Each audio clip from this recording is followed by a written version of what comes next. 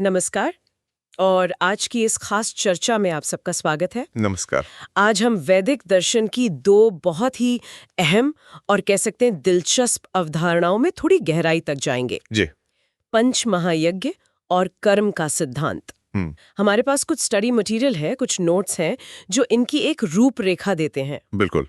और हमारा मकसद यही है कि इन स्रोतों से जो खास जानकारी है, जो इनसाइट्स हैं, जी उन्हें निकालें। हाँ। हम समझने की कोशिश करेंगे कि भाई ये प्राचीन कॉन्सेप्ट आखिर हैं क्या, इनका क्या महत्व था, और आज भी ये व्यक्ति और समाज के जीवन को कैसे प्रभावित कर सकते हैं। बहुत बढ़िया। तो चलिए शुरू करते हैं फिर। सबसे पहले ये पंच महायज्ञ। ये यज्ञ शब्द ही अपने आप में काफी वजनदार लगता है ना? हाँ, है तो। इसका असल मतलब क्या है, कहाँ से आया है ये? देखिए, यज्ञ शब्द जो है वो संस्कृत की यज धातु से बना है, अच्छा। जिसका सीधा सा अर्थ है पूजा करना, सम्मान देना, आदर करना। पर इसे सिर्फ एक पूजा पाठ या रस्म की तरह नहीं देखा गया है। तो फिर? इसे एक दिव्य कर्म माना गया है। ऐसा कर्म जो बिल्कुल स्पष्ट और परखे हुए सत्य पर आधारित हो। कुछ व्याख्याएं तो इसे सृष्टि, मतलब ये पूरा ब्रह्मांड कैसे चल रहा है, उसी प्रक्रिया का एक हिस्सा मानती है। ओहो, ये तो काफी गहरा अर्थ हुआ। तो फिर ये पंच महायज्ञ क्या हुए? क्या ये कोई 5 खास बड़े यज्ञ हैं? हाँ हाँ, एक तरह से कह सकते हैं। वैदिक सभ्यता में खासतौर पर जो गृहस्थ जीवन जी रहे हैं, उनके लिए ये 5 जरूरी कर्तव्य बताए गए हैं। कर्तव्य? अच्छा, ड्यूटीज। जी।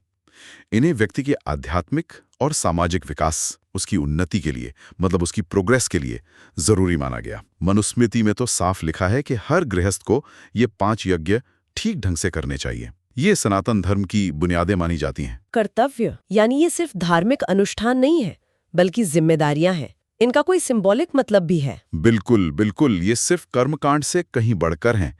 यज्ञ को खुशी, समृद्धि और शांति का प्रतीक माना गया है। हमारे रोजमर्रा के जो काम हैं, गतिविधियां हैं, उनमें इनका एक खास स्थान बताया गया है। यहां तक कहा गया है कि सत्य, प्रेम, न्याय की जो पूरी व्यवस्था है ना, वो इन पंच यज्ञों के मूल में ही है। ये जीवन जीने का एक तरीका दिखाते हैं एक तरह से। तो फिर इनकी जरूरत क्यों महसूस हुई होगी? मतलब प्रैक्टिकल लेवल पर इनका क्या महत्व बताया गया है इन स्रोतों में? देखिए, स्रोतों के हिसाब से इनके कई लेवल पर फायदे हैं या महत्व हैं। व्यक्तिगत स्तर पर देखें तो पारिवारिक समस्याओं के समाधान में मदद मिल सकती है। अच्छा। शारीरिक और मानसिक शांति मिल सकती है।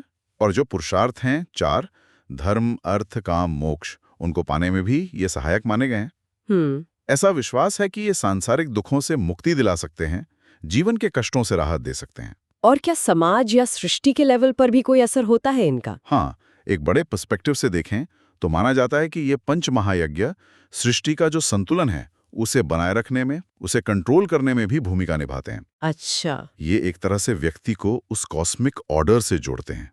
तो ये व्यक्तिगत कल्याण और सृष्टि का कल्याण दोनों से जुड़ा हुआ है। क्या हमें पता है कि ये कॉन्सेप्ट कितने पुराने हैं? कोई हिस्टोरिकल रेफरेंस मिलता है इनका? निश्चित रूप से। वेदों में जो हमारे सबसे प्राचीन ग्रंथ हैं, वहां धार्मिक गतिविधियों के जीवन में इन 5 महायज्ञों का जिक्र मिलता है। वेदों में भी? जी हाँ। और बाद के ग्रंथ जैसे शतपथ ब्राह्मण, उसमें भी इनकी काफी जानकारी है। और जैसा हमने पहले कहा, मनु ने भी श्रुति यानी वेदों के ज्ञान के आधार पर इन 5 यज्ञों का विधान बताया है। तो इनकी जड़ें काफी गहरी हैं। अच्छा, तो अब ये जानने की इच्छा हो रही है कि ये 5 यज्ञ आखिर हैं कौन-कौन से? जरा इनके बारे में थोड़ा विस्तार से बात करें। जरूर जरूर। पहला है ब्रह्म यज्ञ।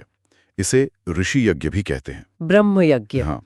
इसका सीधा संबंध है ईश्वर की उपासना और वेदों या जो ज्ञान ग्रंथ हैं उनके अध्ययन से। ओके। इसमें संध्या वंदन, मतलब सुबह शाम की प्रार्थना या ध्यान, गायत्री मंत्र का जाप, वेद और दूसरे धर्म ग्रंथों का स्वाध्याय, ये सब शामिल है। तो इसका मुख्य उद्देश्य क्या हुआ? ज्ञान पाना? ज्ञान पाना तो है ही, साथ ही इसका जोर शरीर और मन की शुद्धि पर भी है, प्योरिफिकेशन पर। शुद्धि? हाँ। इसे पंच तत्वों अग्नि, जल, पृथ्वी, वायु, आकाश, इनसे भी जोड़ा गया है। शतपथ ब्राह्मण और तैत्तिरीय आरण्यक जैसे ग्रंथों में इसका जिक्र है। वहां कहा गया है कि वेदों का अध्ययन करना ही अपने आप में ब्रह्म यज्ञ के बराबर है। अच्छा। इसका मूल उद्देश्य है आत्मशुद्धि, अंदर के जो मैल हैं जैसे रोग और घृणा, उनका नाश करना और इस तरह गृहस्थ जीवन के विकास में योगदान देना। इसमें अग्नि में समिधा, मतलब लकड़ी की आहुति देने का भी महत्व बताया गया है, जो एक तरह से समर्पण का प्रतीक है। समझ गए। ज्ञान और आत्मशुद्धि पहला कर्तव्य। दूसरा कौन सा है? दूसरा है देव यज्ञ। जैसा नाम से ही पता चल रहा है, यह देवताओं के सम्मान और उनकी तुष्टि के लिए किया जाता है। देवताओं के लिए? जी, ये मुख्य रूप से हवन या अग्निहोत्र जैसे अनुष्ठानों के जरिए होता है। इसमें अग्नि की भूमिका सेंट्रल है, क्योंकि अग्नि को देवताओं तक हवि यानी जो आहुति हम देते हैं उसे पहुंचाने वाला माध्यम माना गया है। हाँ, अग्नि को दूत कहते हैं। बिल्कुल, ऐसी मान्यता है कि इसे करने से हम देव ऋण से मुक्त हो सकते हैं। देव ऋण, ये क्या होता है? मतलब देवताओं या जो प्राकृतिक शक्तियां हैं उनके प्रति हमारा एक आभार है, एक तरह का कर्ज है, उसे चुकाना है। इससे वो मूल देवता प्रसन्न होते हैं जो सृष्टि की व्यवस्था चलाते हैं, ऐसा माना जाता है। देव ऋण, ये एक इंटरेस्टिंग विचार है। तीसरा यज्ञ कौन सा है? तीसरा है पितृ यज्ञ। पितृ मतलब हमारे पूर्वज। तो ये यज्ञ है अपने पूर्वजों का सम्मान और उनके प्रति कृतज्ञता मतलब ग्रेटिट्यूड दिखाना। इसमें सिर्फ दिवंगत पूर्वज ही नहीं, बल्कि जो जीवित माता पिता हैं, गुरुजन हैं और दूसरे बड़े बुजुर्ग हैं, उनकी सेवा करना भी शामिल है। इसके दो मुख्य अंग बताए गए, तर्पण और श्राद्ध। तर्पण और श्राद्ध, ये शब्द सुने तो हैं, इनमें क्या अंतर है? हाँ, अक्सर लोग कंफ्यूज हो जाते हैं। देखिए, तर्पण का लिटरल मीनिंग है तृप्त करना, संतुष्ट करना। इसमें मुख्य रूप से जल अक्सर तिल मिलाकर देकर देवताओं, ऋषियों और पितरों को संतुष्ट करने की क्रिया होती है। अच्छा, जल देना। जी। जबकि श्राद्ध शब्द श्रद्धा से जुड़ा है। यह एक ज्यादा विस्तृत प्रक्रिया है जिसमें पितरों के प्रति भक्ति और सम्मान के साथ भोजन कराना, दान देना, ये सब शामिल होता है। ओके। शतपथ ब्राह्मण में पितरों के लिए तिल मिले जल के उपयोग का जिक्र है। माना जाता है कि पितृयज्ञ से व्यक्ति पितृ ऋण से मुक्त होता है और उसका गृहस्थ जीवन सुखी बनता है। मनुस्मृति में भी रोजाना तर्पण द्वारा पितृयज्ञ और श्राद्ध कर्म का विधान बताया गया है। तो देवताओं और पूर्वजों के बाद चौथा यज्ञ किसके लिए है? चौथा है भूत यज्ञ। अब यहाँ भूत का मतलब गोष्ठ नहीं है। हाँ, मैं यही सोच रही थी। नहीं, यहाँ भूत का मतलब है प्राणी मात्र, सभी जीवित प्राणी, ऑल लिविंग बींग्स। अच्छा, सभी प्राणी? हाँ जी, इसे वैश्वदेव यज्ञ या बलि वैश्वदेव यज्ञ भी कहते हैं। इसमें घर में जो भोजन बनता है उसका एक अंश, एक हिस्सा विभिन्न प्राणियों के लिए निकालना होता है, जैसे कुत्ते, कीड़े मकोड़े, पक्षी, यहाँ तक कि जो समाज में सबसे निचले समझे जाते थे जैसे चांडाल आदि, उनके लिए भी। अरे वाह! ये अंश पका हुआ भोजन, कच्चा अनाज, घी, मिठाई, कुछ भी हो सकता है। ये तो बहुत ही कंपैशन वाला विचार लगता है। सभी प्राणियों के लिए भोजन का अंश। बिल्कुल। और यहाँ ये साफ किया गया है कि यहाँ भोजन या खाद्य पदार्थ देने की बात है, किसी प्राणी की बलि या हत्या की नहीं। हाँ, ये जरूरी है। इसका महत्व है शांति और प्रकृति के साथ एक हार्मनी बनाए रखना, और माना जाता है कि इससे बीमारियों का प्रकोप भी रुकता है। इसके तहत भूखे प्राणियों को खिलाना, असहायों की मदद करना, जीवों की रक्षा करना, प्यासों को पानी पिलाना, जीवन बचाना, ये सब कर्तव्य आते हैं। इसमें एक बात और कही गई थी शायद कि खुद खाने से पहले दूसरों को खिलाना। ये बहुत महत्वपूर्ण बिंदु है इसमें, कि व्यक्ति को खुद भोजन करने से पहले इन सब के लिए अंश निकालने के बाद जो अन्न बचे उसी का सेवन करना चाहिए। ये त्याग और सह अस्तित्व को एग्जिस्टेंस की भावना सिखाता है। ये शरीर के जो 5 तत्व हैं और पृथ्वी के तत्व हैं, उनके संरक्षण और सही उपयोग पर भी जोर देता है। स्वयं से ज्यादा किसी और जरूरतमंद को खिलाना एक बहुत बड़ा पुण्य कर्म माना गया है। ये वाकई सोचने वाली बात है। और अब पांचवा और आखिरी यज्ञ। पांचवा है मनुष्य यज्ञ। इसे नरयज्ञ या अतिथि यज्ञ भी कहा जाता है। अतिथि यज्ञ, मेहमानों के लिए? जी बिल्कुल। इसका सीधा सा मतलब है अतिथियों यानी मेहमानों की सेवा और सत्कार करना, उनके प्रति दया और सम्मान का भाव रखना। हमारे यहाँ तो अतिथि देवो भव की परंपरा रही है। हाँ, ये तो बहुत फेमस है। अतिथि को देवता के समान माना गया है। यहाँ तक कि अग्निदेव को भी घर का अतिथि कहा गया है। ऐसी मान्यता है कि अतिथि की सेवा ईश्वर की सेवा के बराबर है। किस तरह के सत्कार की बात की गई है? क्या बहुत तामझाम जरूरी है? नहीं, श्रोता कहते हैं कि कम से कम साफ पानी से तो अतिथि को संतुष्ट करना ही चाहिए, ये न्यूनतम है। अच्छा। इसके अलावा ब्राह्मणों, भिक्षुओं, कोई जरूरतमंद आगंतुक आ गया, रिश्तेदार आ गए, उनका यथा योग्य सम्मान करना इसमें शामिल है। एक मान्यता यह भी है कि अतिथियों का स्वागत करने से घर में समृद्धि आती है, जबकि उनका अनादर करने से या स्वागत न करने से व्यक्ति के पुण्य कर्म नष्ट हो जाते हैं। सूर्यास्त के बाद आए अतिथि को तो और भी महत्वपूर्ण माना गया है, शायद इसलिए कि उस समय यात्रा करना मुश्किल होता होगा। इन यज्ञों के क्रम का भी कोई महत्व है? जैसे आपने कहा कि भूत यज्ञ के बाद मनुष्य यज्ञ। हाँ, ऐसा जिक्र मिलता है कि भूत यज्ञ यानी दूसरे प्राणियों को भोजन देने के बाद मनुष्य यज्ञ यानी अतिथि को भोजन कराना चाहिए। ये क्रम शायद प्रायोरिटीज दिखाता है। पहले प्रकृति और अन्य जीव, फिर सामाजिक संबंध। सही। ये पूरी व्यवस्था कर्तव्य और करुणा की भावना को प्रेरित करने वाली मानी गई है। तो ये 5 यज्ञ मिलकर जीवन को एक, कह सकते हैं, होलिस्टिक नजरिए से देखने का तरीका देते हैं। ईश्वर, पूर्वज, प्रकृति, समाज और ज्ञान, इन सब के प्रति हमारा एक कर्तव्य है। ये सिर्फ रस्म नहीं, बल्कि एक संतुलित, जिम्मेदार और कृतज्ञता से भरा जीवन जीने का एक खाका है। बहुत सही कहा आपने, बिल्कुल यही भाव है। बहुत सुंदर। पंच महायज्ञ हमें हमारे बाहरी कर्तव्यों की याद दिलाते हैं, समाज और सृष्टि के साथ हमारे रिश्ते कैसे हों ये बताते हैं। लेकिन इन कर्तव्यों को निभाने की प्रेरणा कहाँ से आएगी, या न निभाने का नतीजा क्या होगा? सही और गलत तरीके से करने का परिणाम, इसका जो गहरा सिद्धांत है वो हमें कर्म की अवधारणा की ओर ले जाता है ना? बिल्कुल सही, एकदम सही पकड़ा आपने। यहीं पर वैदिक दर्शन का एक और बहुत ही महत्वपूर्ण सिद्धांत सामने आता है, कर्म का सिद्धांत। ये शब्द तो हम सबने इतनी बार सुना है, पर इसका दार्शनिक मतलब काफी गहरा है। हाँ, कर्म या कर्मा आजकल तो बहुत लोकप्रिय शब्द है, पर दर्शन में इसका ठीक-ठीक मतलब क्या बताया गया है? सरल शब्दों में कहें तो कर्म का सिद्धांत व्यक्ति के किए गए काम यानी उसकी क्रियाओं और उनके जो अनिवार्य परिणाम हैं, जो फल हैं, उनके बीच एक अटूट संबंध का नियम है। Law of cause and effect कह सकते हैं। अच्छा। मोटे तौर पर अच्छे कर्म अच्छी गति, अच्छे परिणाम लाते हैं, बुरे कर्म पतन और दुख का कारण बनते हैं। मूल विचार ये है कि हर एक्शन का रिएक्शन होता है और हर व्यक्ति को अपने किए कर्मों का फल भोगना ही पड़ता है, चाहे इस जन्म में चाहे बाद में। क्या अलग-अलग ग्रंथों में इसकी व्याख्या अलग-अलग है या सब एक ही बात कहते हैं? मूल सिद्धांत तो एक ही है, पर जोर या एम्फसिस अलग-अलग हो सकता है। जैसे वेदों में ईश्वर को कर्मों का निर्णायक माना गया है, जो कर्मों के आधार पर फल देता है। वहीं भगवद गीता का एक बहुत प्रसिद्ध श्लोक है, कर्मण्यवाधिका रस्ते मां फलेषु कदाचन। हाँ, ये तो सबने सुना है कि मनुष्य का अधिकार कर्म करने पर है, उसके फल पर नहीं। लेकिन गीता ये भी साफ करती है कि कर्मों का फल मिलता जरूर है और व्यक्ति को उसे भोगना पड़ता है। यहीं पर गीता की बात वाकई सोचने पर मजबूर करती है। कर्म करो पर फल की इच्छा न करो। लेकिन फल तो मिलेगा ही। क्या ये थोड़ा कंफ्यूजिंग नहीं लगता? हाँ, ये एक बहुत गहरा बिंदु है और अक्सर लोग इसे गलत समझ लेते हैं। विरोधाभास जैसा लग सकता है, पर शायद यहाँ जोर फल की इच्छा या आसक्ति मतलब अटैचमेंट के त्याग पर है, न कि फल के अस्तित्व को नकारने पर। अच्छा, मतलब इच्छा मत रखो फल की। जी। जब हम फल की चिंता किए बिना केवल कर्तव्य भावना से या निष्काम भाव से कर्म करते हैं, तो हम उस कर्म के बंधन से मुक्त रहते हैं, भले ही उसका परिणाम कुछ भी हो। ये एक तरह की मानसिक स्वतंत्रता की बात है। अच्छा, ये एक अलग नजरिया है। अब सुना है कर्मों को कई तरह से बांटा भी गया है। हाँ। समझने के लिए? हाँ, कर्मों की प्रकृति और उनके असर को बेहतर समझने के लिए उन्हें कई आधारों पर बांटा गया है। चलिए कुछ मुख्य क्लासिफिकेशंस देखते हैं। पहला है कि कर्म कैसे किया जाता है, यानी माध्यम के आधार पर। माध्यम मतलब ये कि कर्म केवल शरीर से ही नहीं होते। 3 मुख्य माध्यम बताए गए हैं। 3 कौन-कौन से?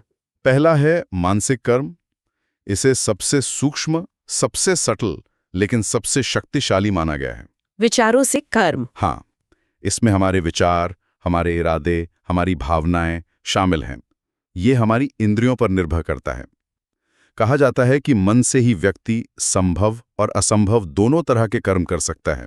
मतलब बुरे विचार रखना भी एक तरह का कर्म है। बाप रे। दूसरा है वाचिक कर्म, यानी हमारी वाणी, हमारी बोली के माध्यम से किए गए कर्म। जैसे सच बोलना, झूठ बोलना, निंदा करना, चुगली करना, मीठा बोलना, कड़वा बोलना, ये सब। ये कर्म दूसरों को मानसिक पीड़ा दे सकते हैं या शांति और खुशी भी। हाँ, शब्दों का असर तो बहुत होता है। बिल्कुल। इन्हें व्यक्ति के 4 मूल्य गुणों का सूचक भी माना गया है और ये हमारे चरित्र, हमारे रिश्तों, समाज पर गहरा असर डालते हैं। ठीक है। और तीसरा है शारीरिक कर्म या कायिक कर्म। इसमें हमारी फिजिकल एक्शंस शामिल होती हैं, जिनका असर सीधा और स्थूल होता है। जैसे हाथ पैर से करना, जैसे किसी की मदद करना, हिंसा करना, दान देना, चोरी करना वगैरह। ये शारीरिक सुख या दुख का कारण बनते हैं। अच्छा, तो कर्म सिर्फ बाहरी क्रिया नहीं, हमारे विचार और शब्द भी उतने ही मायने रखते हैं। ये तो कर्म की परिभाषा को बहुत बड़ा बना देता है। निश्चित रूप से ये हमें अपनी सोच और अपनी बोली के प्रति भी जिम्मेदार बनाता है। अब एक और महत्वपूर्ण वर्गीकरण है कर्मों की क्वालिटी या प्रकृति के आधार पर। क्वालिटी? हाँ, जिसे 3 गुणों सत्व, रजस और तमस से जोड़ा गया है। सत्व, रजस, तमस, जी, ये गुण क्या है और इनसे जुड़े कर्म कैसे होते हैं? ये 3 प्रकृति के मौलिक गुण माने गए हैं जो हर चीज में अलग अलग अनुपात में मौजूद होते हैं। अच्छा। सात्विक कर्म वो है जो शास्त्रों के अनुसार उचित हो, बिना फल की इच्छा या आसक्ति के किया जाए और जिससे कर्ता के मन में अहंकार या द्वेष पैदा ना हो। यह ज्ञान, शांति और निस्वार्थता से प्रेरित होता है, जैसे स्वाध्याय, ध्यान, दान, यज्ञ, ये सब अच्छी भावना से करना। सात्विक। फिर है राजे कर्म। इसमें भोग की इच्छा, फल की कामना, अहंकार, दिखावे की भावना ज्यादा होती है। इसमें बहुत एक्टिविटी, एम्बिशन और तनाव हो सकता है। ये कर्म फल पाने के लिए बहुत कोशिश करने से जुड़ा है। और तीसरा? तीसरा है तामसिक कर्म। ये वो है जो अज्ञान, मोह या भ्रम की स्थिति में किया जाता है। इसमें कर्म के परिणाम, हानि या हिंसा पर विचार नहीं किया जाता और अपनी क्षमताओं को भी नजरअंदाज कर दिया जाता है। ये आलस्य, लापरवाही और बिना सोचे समझे करने से प्रेरित होता है। यानी कर्म केवल अच्छा या बुरा नहीं होता, उसकी नीयत और करने के तरीके के आधार पर उसकी क्वालिटी भी अलग अलग होती है। क्या भगवद गीता में भी कर्म का कोई खास वर्गीकरण है? हाँ, भगवद गीता कर्म को 3 श्रेणियों में रखती है: कर्म, अकर्म और विकर्म। कर्म, अकर्म, विकर्म। कर्म का सामान्य अर्थ है कोई भी क्रिया जो शरीर, मन या वाणी से की जाए। ठीक है। अकर्म यहाँ निष्क्रियता या इनएक्शन नहीं है। तो फिर क्या है? बल्कि जैसा हमने पहले बात की, ये वो कर्म है जो फल की इच्छा के बिना अनासक्त भाव से मैं कर रहा हूं इस अभिमान के बिना किया जाए। इसे ही वास्तव में निष्काम कर्म या बंधन न पैदा करने वाला कर्म माना गया है। अच्छा, ये अकर्म है। जी। और विकर्म वे कर्म हैं जो शास्त्रों के विरुद्ध हों, निषिद्ध हों या जो अधर्म या अनैतिक हों, जैसे माता पिता या समाज के प्रति द्रोह करना, हिंसा करना वगैरह। ये बंधन और दुख पैदा करने वाले माने गए हैं। अकर्म का ये अर्थ कि निष्क्रियता नहीं, बल्कि निष्काम कर्म, ये बहुत महत्वपूर्ण है। अब एक और सवाल आता मन में, कर्मों के फल कब और कैसे मिलते हैं? क्या इसका संबंध पिछले और अगले जन्मों से भी है? हाँ, ये कर्म सिद्धांत का एक और गहरा पहलू है जो कर्मों को उनके फल भोगने के समय और अवस्था के आधार पर बांटता है। इसमें मुख्य रूप से 3 तरह के कर्मों की बात होती है। 3 तरह के। पहला है संचित कर्म। ये हमारे पिछले अनगिनत जन्मों में किए गए सभी कर्मों का एक कुल भंडार है जिनका फल अभी मिलना बाकी है। ये एक बहुत बड़ा अकाउंट है, समझ लीजिए। अच्छा, सारे कर्मों का टोटल। जी। दूसरा है प्रारब्ध कर्म। ये संचित कर्म का वो हिस्सा है जो इस वर्तमान जीवन में फल देने के लिए पक चुका है, मैच्योर हो गया। यानी जो हम अभी भोग रहे हैं। बिल्कुल। इसी के आधार पर हमारा ये वर्तमान जीवन, हमारी परिस्थितियां, सुख दुख और भाग्य निर्धारित होता है, ऐसा माना जाता है। इसे हमें भोगना ही पड़ता है। ये डेस्टिनी वाला हिस्सा है। और तीसरा है क्रियामाण कर्म।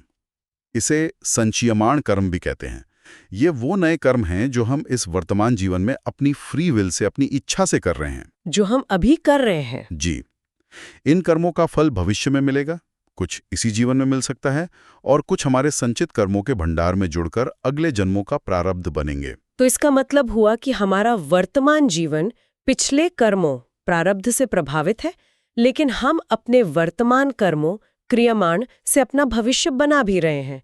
क्या यहाँ फ्री विल और डेस्टिनी के बीच कोई बैलेंस है? ये दर्शन का एक बहुत ही मुश्किल सवाल है और अलग अलग विचारकों ने इसे अलग अलग तरह से समझाया है। लेकिन सामान्य समझ यही बनती है कि प्रारब्ध हमें एक निश्चित ढांचा या परिस्थितियां देता है, एक स्टार्टिंग पॉइंट देता है। हाँ। लेकिन उन परिस्थितियों में हम अपनी स्वतंत्र इच्छा यानी क्रियमाण कर्म से कैसे रिएक्ट करते हैं, क्या चुनते हैं, ये हमारे हाथ में है। तो ये नियति और स्वतंत्र इच्छा का एक मिला-जुला खेल माना जा सकता है।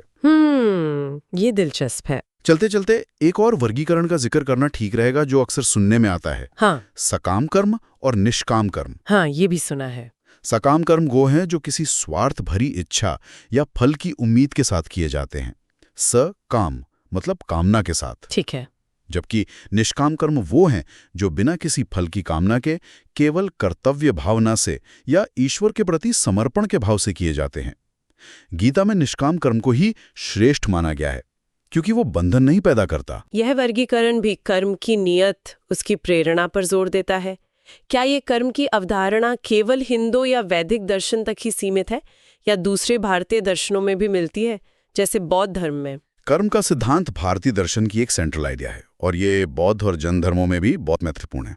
हाँ, उनकी व्याख्याओं में कुछ फर्क हो सकता है। अच्छा, बौद्ध धर्म में कैसे देखते हैं इसे? बौद्ध धर्म में भी कर्म को मन, चेतना, शरीर और वाणी से किए गए कार्यों के रूप में देखा जाता है, लेकिन वहाँ चेतना या इरादे मतलब इंटेंशन को बहुत ज्यादा महत्व दिया गया है। इंटेंशन पर जोर है। जी हाँ, अच्छे इरादे से किया गया कर्म कुशल पुण्य और बुरे इरादे से किया गया कर्म अकुशल पाप माना जाता है, जिनके अपने अपने परिणाम होते हैं।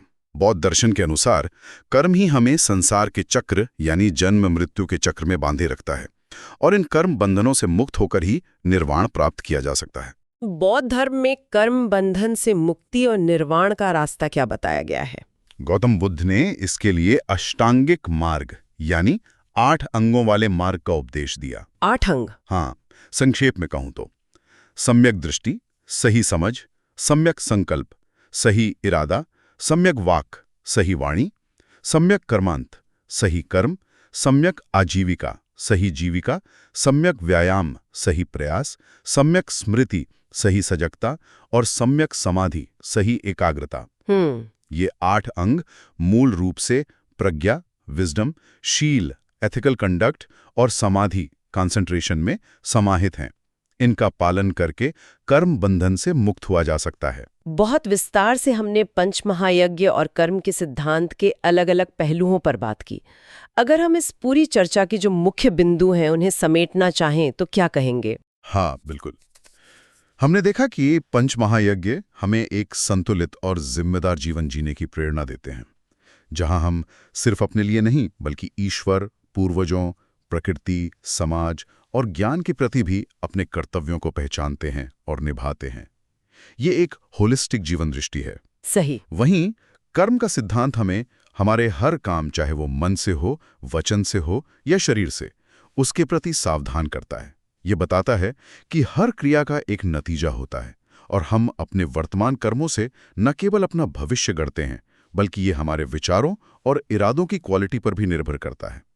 ये हमें अपने जीवन की जिम्मेदारी लेने के लिए प्रेरित करता है। तो अंत में हमारे सुनने वालों के लिए सोचने वाली बात क्या है? आज के इस दौर में इन हजारों साल पुरानी अवधारणाओं का हमारे लिए क्या मतलब हो सकता है? यह वाकई एक बहुत गहरा सवाल है। कर्तव्य, यज्ञ और परिणाम कर्म की इन प्राचीन अवधारणाओं को समझना आज की भागदौड़ भरी, अक्सर खुद पर केंद्रित दुनिया में शायद किसी खास धार्मिक फ्रेमवर्क के अंदर या बाहर भी हमारे रोजमर्रा के कामों और आपसी व्यवहार के प्रति हमारे नजरिए को एक नई दिशा दे सकता है। हम जो करते हैं, क्यों करते हैं, किस भावना से करते हैं और उसके क्या संभावित दूरगामी परिणाम हो सकते हैं, क्या इन सवालों पर सोचना आज पहले से ज्यादा जरूरी नहीं हो गया है? शायद यही चिंतन आज की चर्चा का सबसे महत्वपूर्ण टेकअवे है जिस पर हम सब मनन कर सकते हैं।